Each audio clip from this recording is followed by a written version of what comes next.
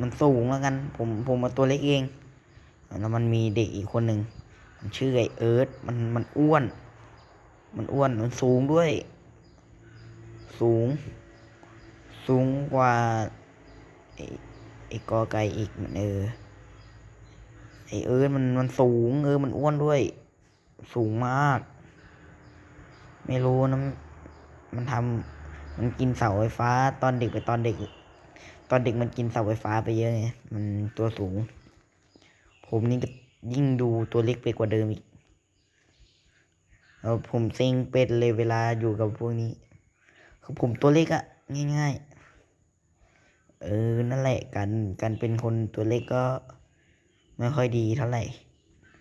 เราเราแบบตัวเปียกเดียวเองอะสู้ใครก็ไม่ได้สู้ก็แพ้มีแต่คนตัวใหญ่อะเราตัวเล็กคนเดียวเราทำใครไม่ได้เลยโอเคนี่แหละ Goodbye